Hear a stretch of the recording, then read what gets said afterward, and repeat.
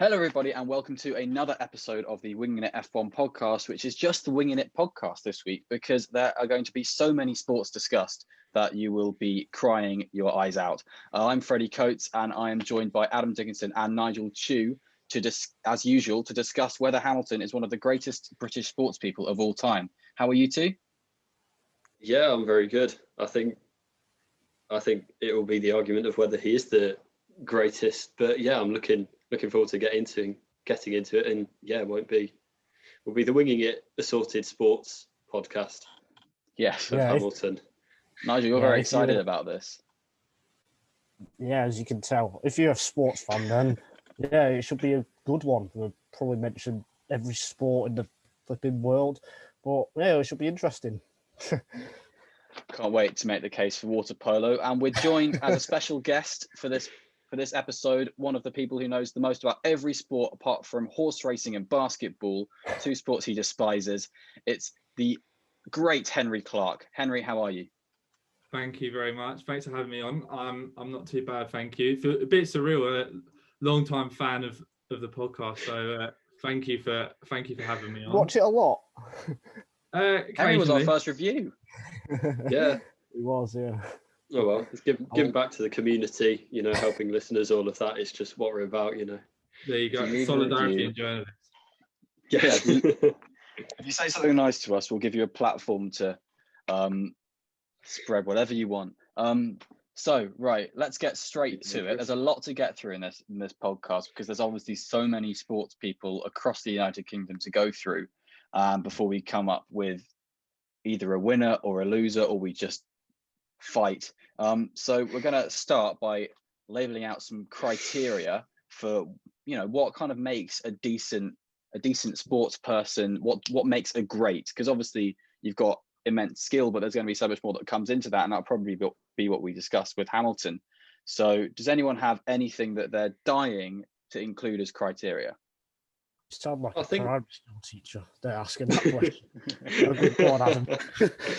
I think kind of when I look at it and when I'm thinking about it and Hamilton compared to other people, I guess the first thing is kind of the standing of the sport, how big it is, how much of a reach it has, how much competition there is for people going in. Obviously, being very good at it, winning at the highest level consistently. I think having longevity of a career is something that I really rate. Yeah. And kind of being in the conversation for the greatest of all time. And I think for me, having a reach beyond sport as well is kind of something I put up there. And I think I've talked about this before, but kind of a few athletes get to the stage where they are kind of as big as the sport. So, kind of Usain Bolt, Michael Jordan, the two, Muhammad Ali kind of all spring to mind as people that just kind of dominate conversations around their sport. And I think that's something that I bring into the argument, but I realise that it might not be the case for everyone. I think for me, a lot of it is about if these athletes didn't exist in my lifetime, then it's sort of theoretically, but it's also a lot about who produced moments where, there's certain moments that athletes can produce, and the greatest ones produce them on a regular occasion, on a more often occasion. But they're moments where you know exactly where you were at that time. You remember exactly how you were feeling. You remember the atmosphere in the room, the pub, if you were actually lucky enough to be there, you remember exactly how it feels. There's lots of different moments. There's Murray's win at Wimbledon, the very first win at Wimbledon, where he sobbed his eyes out on national television. There was even 2019 where Stokes won at Headingley, Stokes won at Headingley, not even England won at Headingley. And Jack Leach. Athletes that have the power or the ability to produce those moments and then consistently produce them, I think they go down in my eyes as the greatest. But again, numbers are there to support that, and numbers show that. But I personally wouldn't just ping quite everything on numbers, mainly because the person that I want to put forward as the greatest didn't actually get the most wins. But But I just think, numbers are a good indicator, but I wouldn't say, as Adam said about the impact, the wider impact they can have, I wouldn't say that they're the be all and end all, in my opinion. Yeah, I definitely agree with those points there.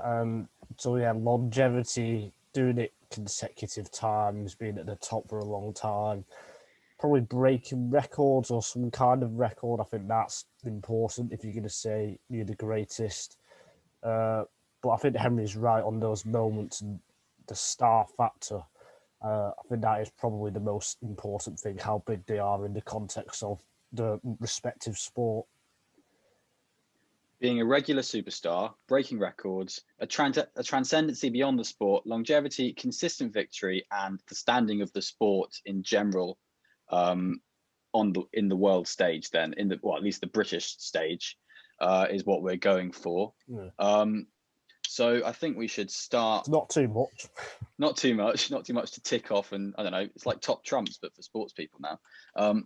We've got to start and actually get onto some British sports people. So does anyone want to start with Formula One? Say, let's make the case for Lewis Hamilton. Let's get him either out of the way or just on the table.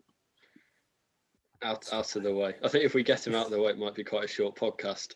But I think he is, because I think if you look at the standing of F1, it is a global sport. It's got its own Sky Sports channel. It is a big event. It gets into news bulletins regularly. It gets on, in sports sections, double paid spreads, etc.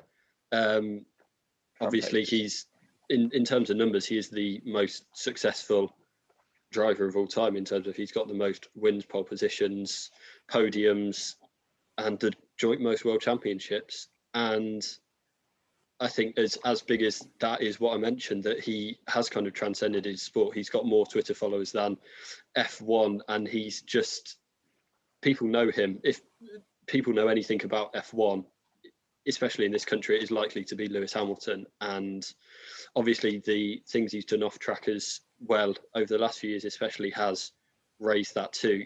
He is reaching out beyond the sport. He is making a difference beyond the sport. I think concisely that's why I think he is the best British sports person. He certainly was able to push the sport to new levels when he joined in 2007 and 2008, fighting for a championship immediately. It seemed to be Formula One went from a sport that was on a Saturday to that was just there to a sport that you had to watch whenever it was on, when Hamilton rose to the forefront. I've got a question for you, Adam. Oh, go on. Oh, sorry.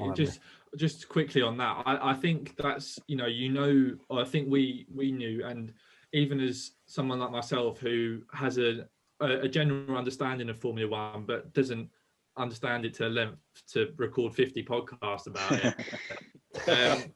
But you do that. When we saw Hamilton, like I can vividly remember, even when I was younger and didn't have a brilliant understanding of Formula One, but I can remember the way that Hamilton came on the scene and transcended Formula One, especially in Britain. And I think when you see someone that takes to a sport at the top level in the way that Hamilton did straight away, I think that is a hallmark of greatness. And obviously we know now he did go on to undoubtedly become one of the greats. Where you put him in that standings is debatable, but he's certainly a name in the running. I think also it's not necessarily a kind of criteria put generally, because all sports are different and kind of British success in sports are different, but the way he has, Britain didn't really have a figurehead in F1 for a while. There was Damon Hill was probably the last one, and there wasn't kind of someone at the level, and even then Damon, all due respect, he's a great champion, but he wasn't, kind of a great in the sense that, we normally speak about. And he has become that, and he was the first one for decades to come out of Britain for that. Nigel, what do you want to say before? I was just going to say, do you think he gets the recognition that he deserves, and why not if he doesn't? I think he does, to be fair. I think most media, obviously there was the ridiculous Daily Mail headline when he got knighted that was just so awfully judged. But outside of that, I think, you look at his spotty win, and I think that was, a big thing. I think he hasn't always done, and maybe when he came onto the scene, as Henry was saying, and he was able to challenge straight away, I don't think, because I kind of came into F1 at that point, I don't think I really appreciated how unique that was at the time. And it's something that I've kind of recognised looking back. But yeah, I'd say he gets it fair. I'd say it's fair. If you look at the way when Hamilton came into the sport, the last British victory had been Jenson Button's only victory, which is in 2006. And prior to that, there'd been something like 100 Grand Prix with no British victory when David Coulthard was at McLaren, basically. And that seemed to be that Formula One was moving away from Britain. Formula One had been a British sport for a long time. Damon Hill and Nigel Mansell both were, to be fair, really highly regarded in the British public's consciousness. They were always mentioned on Sports Personality. I think Hill won it twice, even when he lost the championship. So there was always such a public behind 90s British Formula One and 80s British Formula One that it started to filter away in the 2000s. And the way that Hamilton just snapped that back and has continued to do so, because obviously he won Sports Personality in the December just gone for 2020. So he does get recognition in that. I think there's a lot of misunderstanding in just how the stats lie, because it's kind of expected for Hamilton to win now. It's kind of expected for him to be really good. And I think that means that some people forget that what he's doing is, in my opinion, obviously as a Formula One journalist, I'm going to say this, but is extremely challenging and extremely difficult day in, day out to just get to the level he does, which is an unbelievable level. He won one driver of the day last year. He won less than Vettel in terms of driver of the day. Don't talk about driver of the day. Yeah, I think you, because he's not spectacularly great. Who's got the most fans in the world? Yeah, probably Hamilton, really. But that brings us on to Henry's criteria, which is the superstar moments. Is he regularly marvelous, and it just gets to the point where it's not known how fantastic he is, because he's made it normal to be fantastic. Do we think that's the case?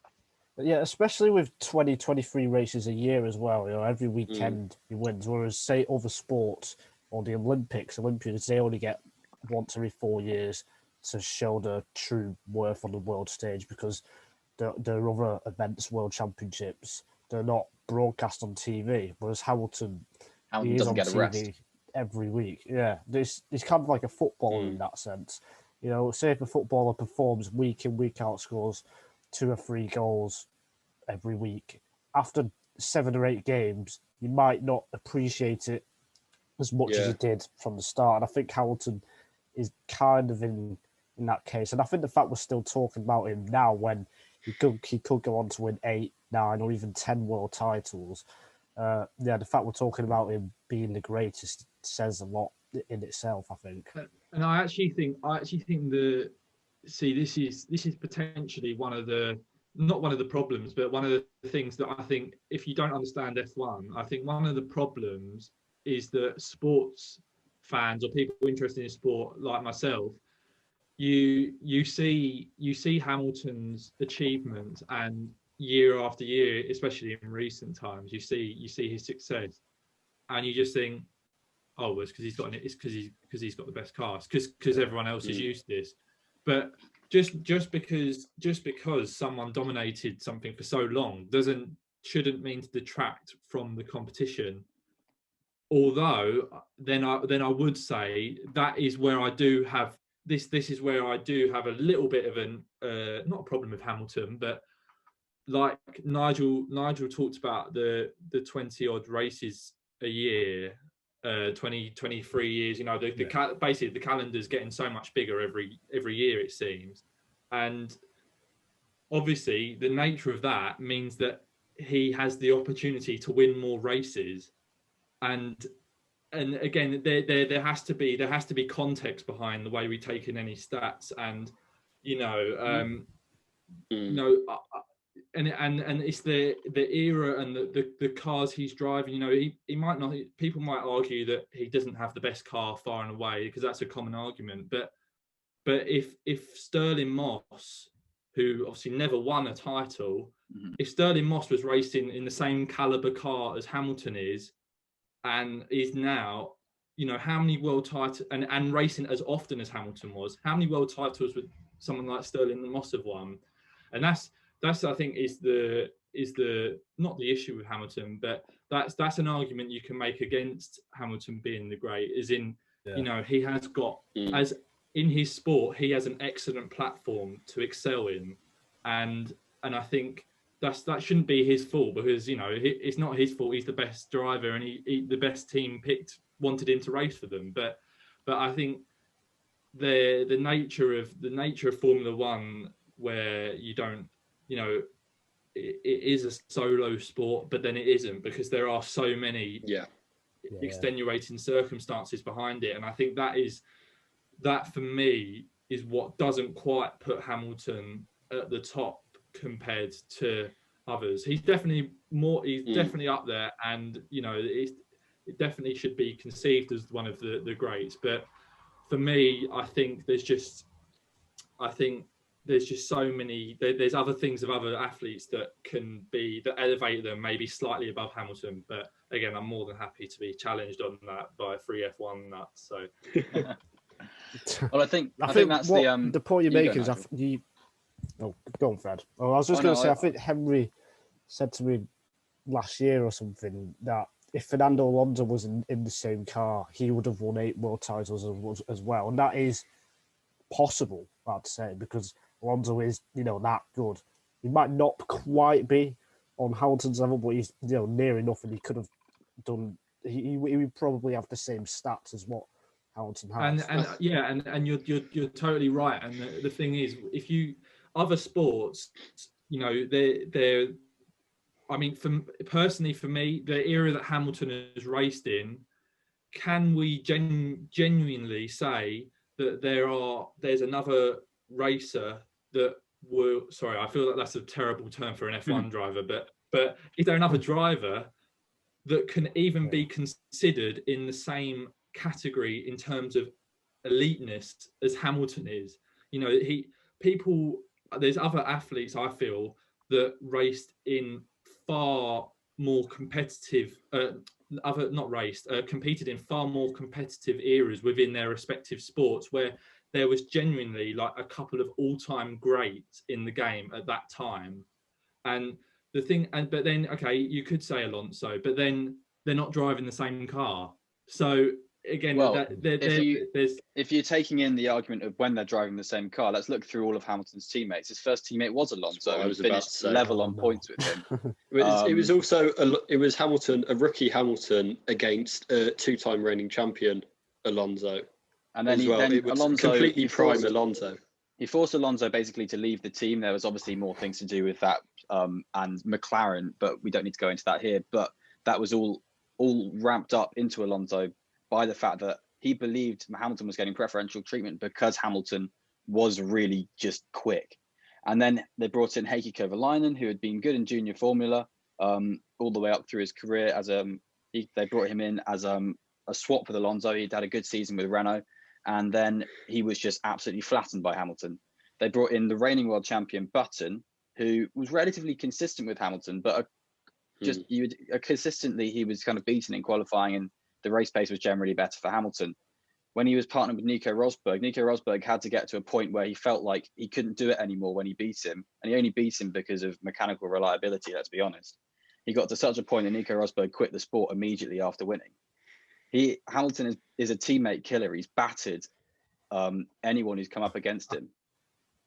I can't believe I'm saying this because I'm an F1 fan, so I should be standing up for Hamilton in a way, but Alonso has only really had one bad year, I would say, in F1, and that was 2007 when Hamilton was teammate. And Hamilton has had probably one bad year in F1 as well, 2011, when Jenson Button beat him over the season. You can say 2016 as well, because Rosberg beat him. That was Button's best year. Hamilton's had more misfortune, but 2011 was probably Hamilton's worst season. And I think every sports person has 1 or 2 bad years in the 15, 20-year career. So I think you could argue with Alonso, 2007 was his bad year, and that's why he lost that year. I know we're going slightly off topic. But can you flip that and say, or make an argument that actually it was Hamilton's involvement that contributed to the off year? You know, if he'd been up against Heikki Kovalainen, would he have won the championship? I think so. But yeah, I don't think it was just Alonso. I think it was coming in and having this, you know, boy racer just challenge him and outperform him. I think that highly contributed to it. Really, is that any different to what Max Verstappen did though? Because except Verstappen was in the midfield when he came in. To who? To Ricciardo. Toro Rosso, wasn't it, in 2015? You think is that what he did to Ricciardo over 2 years at Red Bull? Is that what you're saying? Or yeah. Well, I think with Verstappen is a unique case because he came in so young, and you could see every year that he got better and better and better. If you look at his 2.5 seasons against Ricciardo, he started 10th behind. The second year he was on pace, and then the next year he was a 10th ahead. So it seemed to be that he just came in and got better and better and better and better, and just forced people to be behind him. Frankly, with Verstappen, that's how I see it. I think Verstappen's still he's still growing. Verstappen, he's at the age now that Hamilton was when he came into the sport. I think the problem is Hamilton's era, the turbo hybrid era. It's going to hurt his reputation, I think, in sport in general, because Mercedes were so dominant. Because in F1 before you're right. 2005 to 2012, you know, he had 5-6 different teams winning different world champions year on year. But I think because of what's happened in the F1 in the last 6 or 7 years, it's not Hamilton's fault, obviously. It's just the way the sport's gone. I think that goes against Hamilton. Henry. Yeah, no, that's exactly what I was just gonna say. I think the nature of Formula One in two ways for me. Firstly, as Nigel said, the dominance. You know, in the last 7 years in the driver's standings, it's only been twice that there's been the 1-2 has been from different teams. So that straight away, you know, that straight away for me says perhaps says something about the dominance of that car. You know, perhaps it says a bit about Bottas also, but I think, you know, it's widely known that he is, of course, the inferior driver to a great like Hamilton. But the second point about why Hamilton probably isn't regarded as well because of his sport is because, you know, F1 has been on pay-per-view TV, you know, Scott, under a subscription TV for so long. You know, it's exactly the same problem that as a cricket fan we have with cricket. You know, kids should be skipping around the street pretending to be Ben Stokes and Lewis Hamilton, but they're not in the same way. They're not in the same way that they're doing for other sports that they're able to watch on TV and watch more widely. And I think the nature of that straight away hinders the audience that Hamilton can really captivate with his achievements. But I think I'd agree with that. And what you were saying about kind of star moments, spectacular moments, I was thinking Hamilton's had these amazing drives, you know, just Turkey this year, Germany 2018, you know, Singapore qualifying. There's been those, but I don't think they're kind of, they're not in the same. I'd say the only different one would be the 2008 finale, because all of the ones that have been on Sky, I don't think it's really that people think, oh, I was there when. I don't think it's kind of that level. I think if there'd been a crowd at Silverstone last year, I think that would have been a really special moment for the first race, for kind of everyone would know where they, you know, kind of remember that as something where they were there, where Hamilton finished on 3 wheels. But yeah, I'd agree with that it's just not got the standing. I think just the final point, I'm sure we'll come back to it and go through other sports people, but the final point I would make is where he's come from just to be in F1 in the first place. I think, you know, that he is the first and only black driver in the sport. You know, he has blazed a trail there, and he's come from working really hard just to be able to, you know, have a junior racing career. When he was karting, they go through the rubbish bins at the tracks and take out tyres that his competitors had thrown away because they could use them, and, you know, they couldn't afford to be paying for new sets of tyres every time. I think where he has come from in the possibly the elitist sport of all is, I think, another thing that marks him out. Yeah, that's a good point. Yeah. Definitely. I think you raise a brilliant point, the one we haven't actually touched on, which is obviously Hamilton's. We have mentioned his transcendency outside the sport, but his transcendency outside the sport brings us to obviously everything that's gone on this year with BLM and his climate change commitments as well, which is a hard line to walk as a internally combustion powered sports person. But he's put his money where his mouth is with all of that. He's got his Extreme E team, which is the electric off-road racing series that is basically fighting climate change as their MO, and then they race to draw attention to it. And he's put his money where his mouth is to go for that. So I think there's a lot to say that we haven't said about Hamilton's external exploits that the platform has given him and that he's made the most of. But I don't think we're running out of time on Hamilton. But I think we'll nod on that there. That's a nod to that. And then we're going to move from one night to another night and go and talk about Sir Steve Redgrave, who is, I think whenever people have spoken to me about Olympians who are amazing, for my entire life, people have always spoken about Sir Steve Redgrave, and he is just massive. Nigel, can you run through Sir Steve Redgrave's stats? Because I don't have anything on the top of my head about him, but I'm going to throw you under the bus. That's all right. I think the only stat we really need to know is 5 consecutive Olympic gold medals. That is just off the scale. Back to, 16 years, I think. Yeah, from 1984 to 2000, the last one in Sydney. He also was diagnosed with diabetes, I think, in 1997, but he still came back and worked so hard. And I think there's a documentary on how he came back to rowing, because in 1996 he said something like, "If you see me in a boat again, you can shoot me." But then he came back 4 years later to be part of the winning 4 that won in Sydney. So it's just incredible, and I don't see anyone who can do that again. 5 consecutive gold medals at Olympic Games. I think that is something that is probably like once every 100 years you're probably going to see, I'd say. So I think that's the key thing for Redgrave. Yeah, it's a remarkable achievement, and again, as we touched on, the criteria for greatness, that longevity is outstanding. I think the thing that does Sir Steve Redgrave a disservice, is that rowing is one of those sports where unless you've done it, you don't quite understand the level of fitness and the all-round level of strength and fitness that you need to be able to compete at the highest level in that sport. And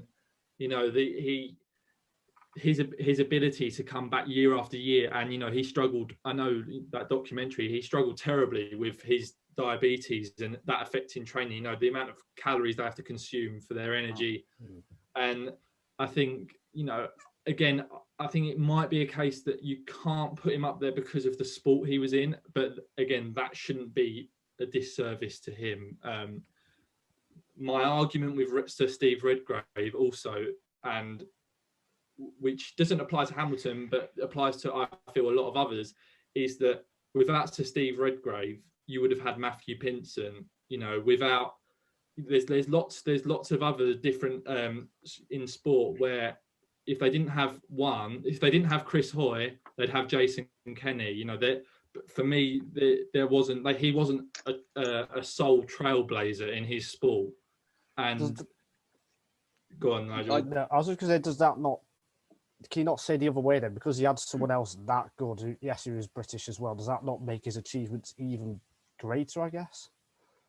But I don't think so, because the nature of rowing is they were on the same team. Yeah. And I just think they without that precedent there that some of the other athletes had, I think that maybe does Sir Steve Redgrave a disservice. But I don't necessarily think that's right, but I just feel that there's people that maybe carried their sport on their own in a way that Sir Steve Redgrave maybe didn't quite. Well, I mean, he won the only gold medal for Britain at Atlanta '96. I think he was kind of the shining light of UK Olympic sport. You know, whether, as you said, whether or not that was kind of justified to be all on him or, you know, his rowing teammates, but he was for a lot of years. Obviously, now we've all grown up in a period where Britain has won dozens of gold medals at each Olympics for the last 3 games. But he was kind of in the dog days before the lottery funding. He was really there. And I don't know loads about rowing, but, you know, he seems to be kind of, you know, the most successful. He does seem to be someone who can be put forward as the greatest rower from my. I think so. Sorry, I think a point to make about all of this is that there is sort of you could feasibly make an argument for any of these to be considered as the greatest. So I think it's not a slight on Sir Steve Redgrave that, you know, it will be down to personal opinion. You know, someone that doesn't follow F1, someone that doesn't like F1 wouldn't have Hamilton as number one, but that's not because Hamilton's achievements are not appreciated, not good. It's just because they don't understand what went into those titles. Yeah. I've got a question. So, do you think if he did if he did the single boat events rather than the 2 and 4, do you think that would have made his achievements even better? I don't know enough about rowing to answer that. Potentially. I don't think that's right. If that is the case. But I think you know, it's those things that make them stand out. And if Sir Steve Redgrave was on his own rowing, but then the likes of Matthew Pinson and James Cracknell were in the same Olympics in the team sort of events, and they were winning golds as well, with no fault of his own, I feel that would detract from Redgrave, because it wouldn't be like, oh, Sir Steve Redgrave on his own again, 5 consecutive golds, like no one who knows anything about British rowing, how have we produced this one gem of a talent? But I think that again, it's not his fault, but for me that means that others can be put slightly ahead of him, I feel.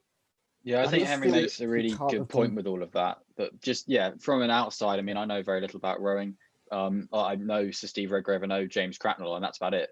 And Ben Fogle. I just know them. Real rower. Bump into them at the pub every now and then. You know, I just know 2 of the greatest rowers of all time. It's fine. Yeah, they're lovely people. But with what Henry's saying, he makes a really good point that it is 4 people in a boat. It's not 1 person in the boat. And Steve Redgrave is really kind of, he's like Nigel says, it's the longevity, but that's just because he did more. Would you say? I think really just if yeah, but if it had been the same team from '84 in 2000, then would it be a big 4 people that are celebrated, or do you think it was different? So he did 2-man from I think it was '84 to '96, and then he only did the 4-man in 2000. Okay. So yeah, and I think what else could Redgrave have done in his career? He couldn't have done any better, really. You can't ask him to go to a 6 Olympics. He literally did at the maximum.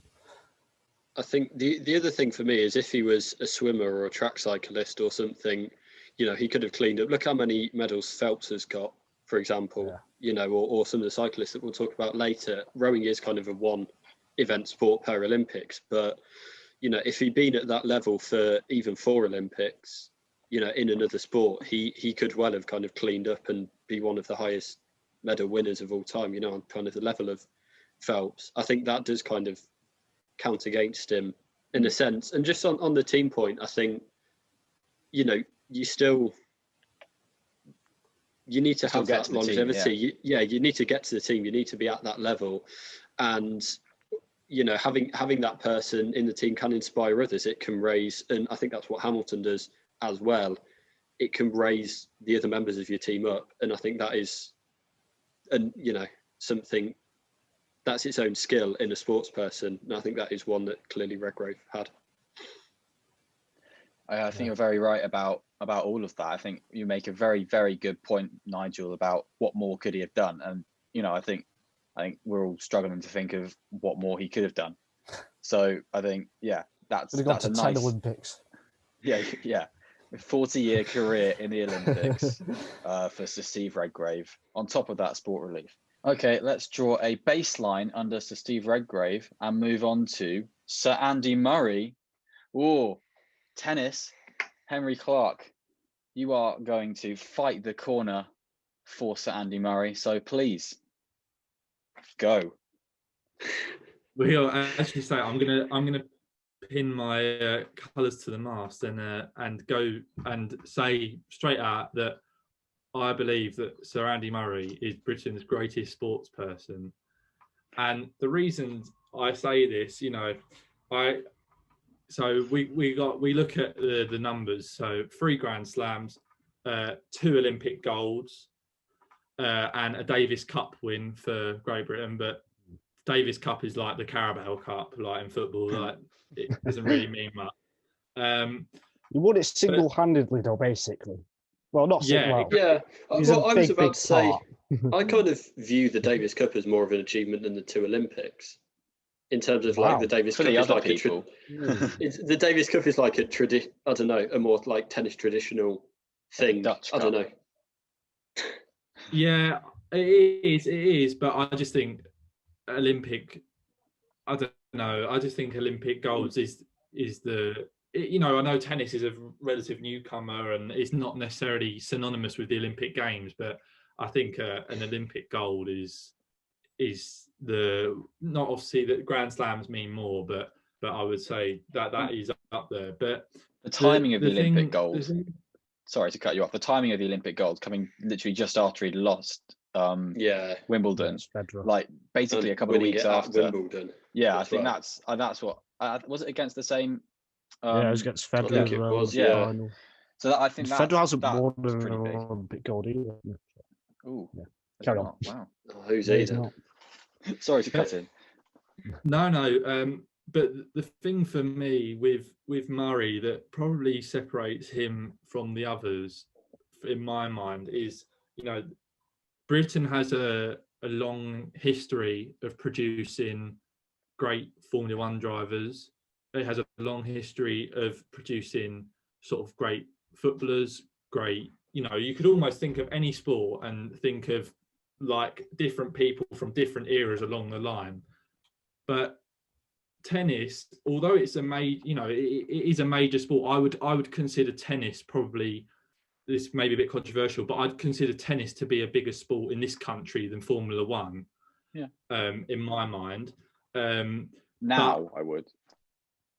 Yeah, and the thing is, before Murray, there was no one. We latched onto Tim Henman, and he was like the plucky Brit that did all right, but didn't really. He reached the semi-final at Wimbledon, but didn't conquer the world stage.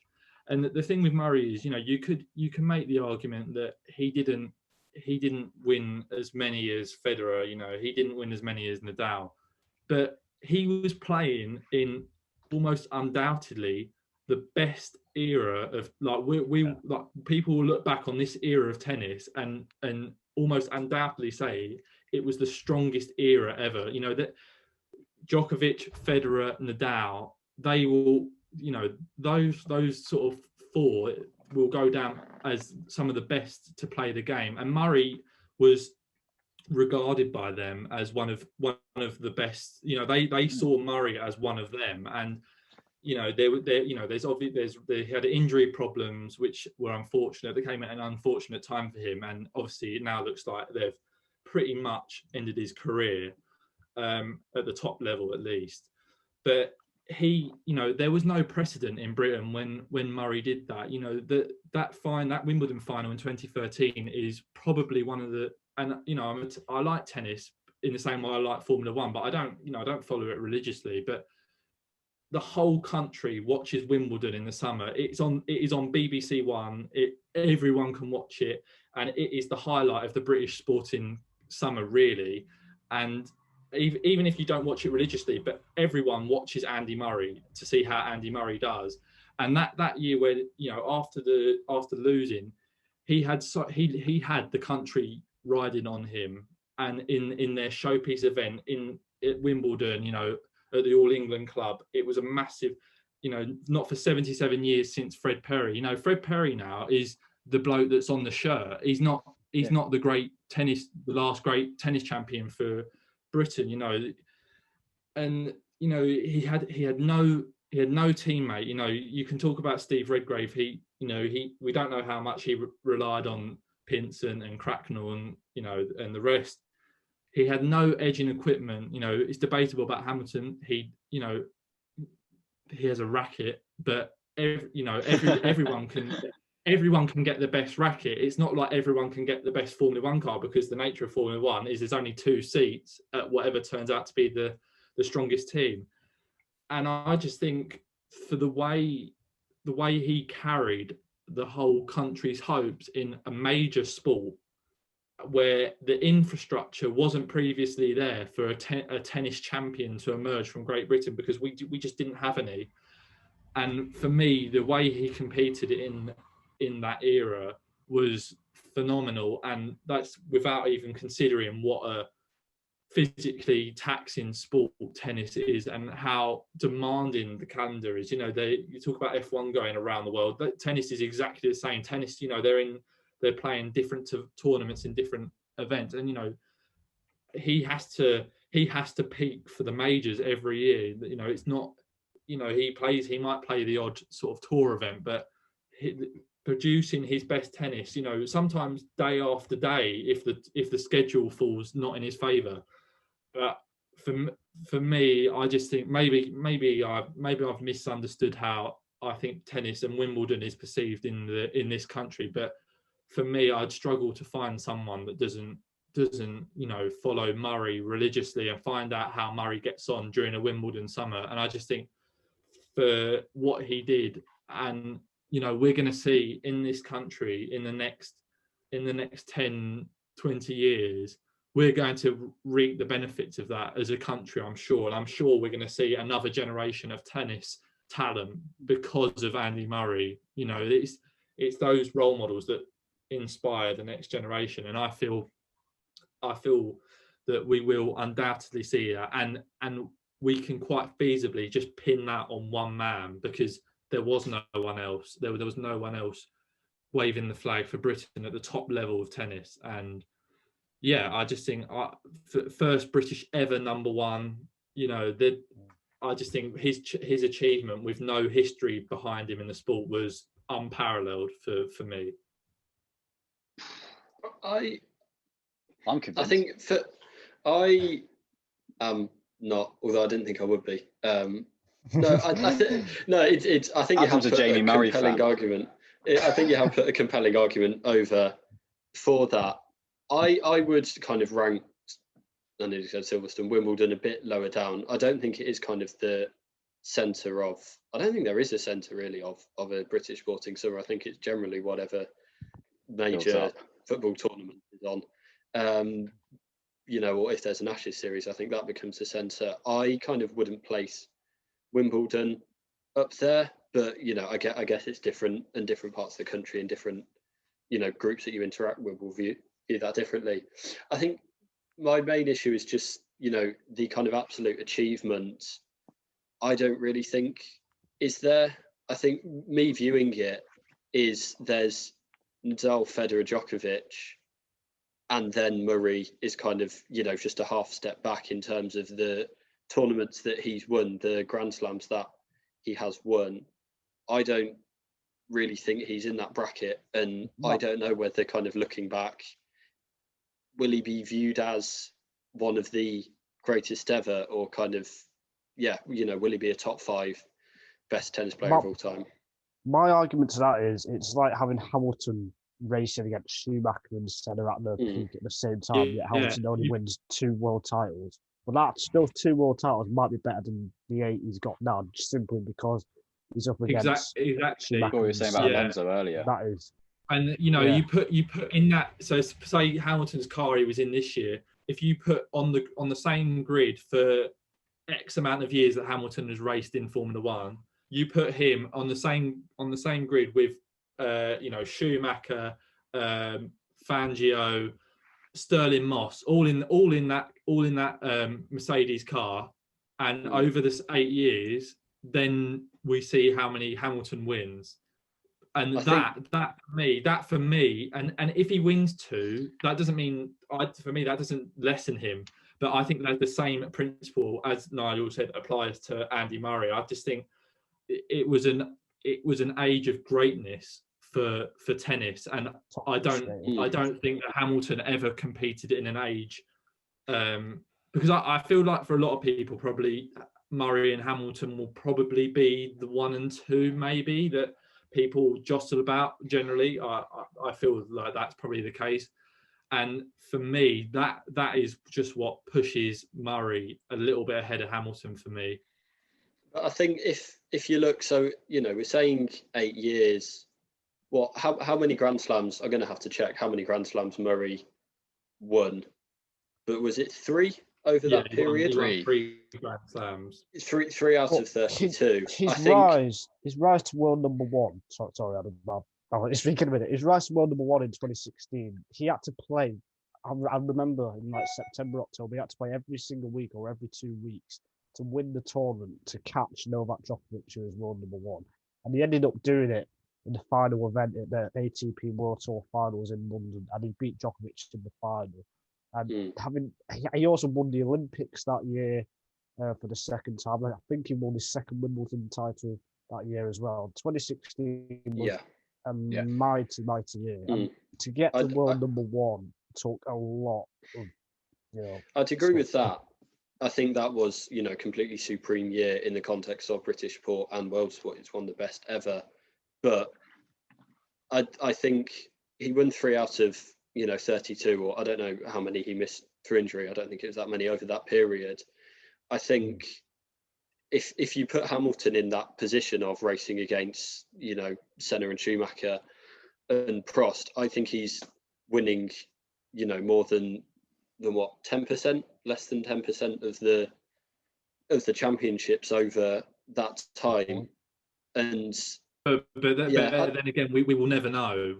This is why it's almost it's a difficult debate, because you just don't know, and I just think it is tough, but then it comes back to the point that I think I said at the start, as in, do you put greatness down to purely numbers? Because if you do, then you can't put Murray probably as the greatest.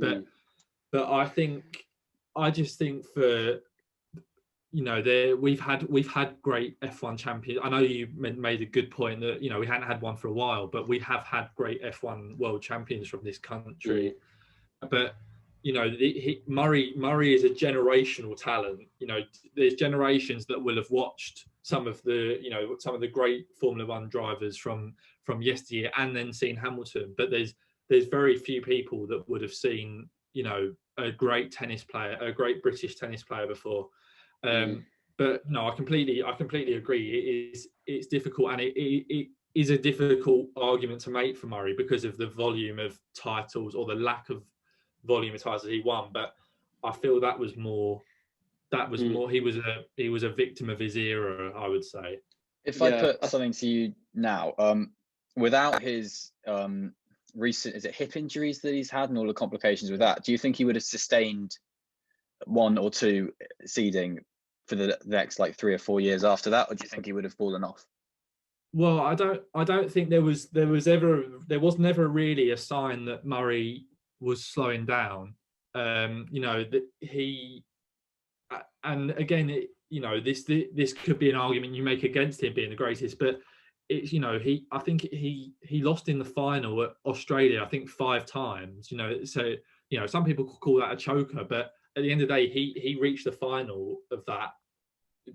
He reached the final tournaments a lot too, and he didn't necessarily always win, but it was great, and you know, who knows what would happen if he'd have carried on. You know, the nature. But you know, if we're using an example, Murray is known as one of the fittest, if not the fittest, on the tennis circuit. Roger Federer is still playing and competing at the top now, and he's much older. He's much older than Murray. And I think there is a general feeling that Murray could have gone on to do more. But I think his achievements in his first part of his career, when the sort of they were all at their absolute peak, would almost outweigh any later titles he won anyway. I think for me, looking at, like I said, and it is an impossible kind of thing to think about, or kind of ever prove or whatever. But I think, like I said, if you put Hamilton in a group of the greatest of all time, I think he's winning more. And winning titles is something in all sports that you can compare across. And I just think Hamilton is a greater F1 driver. And even though he has had it easy, well, no, that's relatively wrong. Relatively. Yeah. He's had. There's always a level of competition. He's had less competition every day. Yeah, but even so, that's not to take away.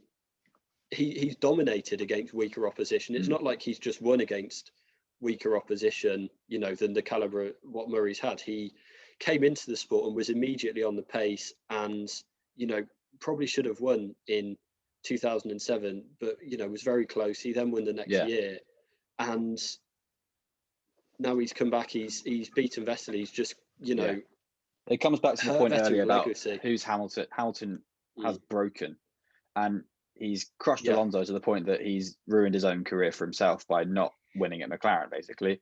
Vettel was, mini Schumi when he was winning, and now Vettel's, he's in the doldrums of his mental and everything. When he was at Ferrari, he pushed Vettel into the dirt, basically.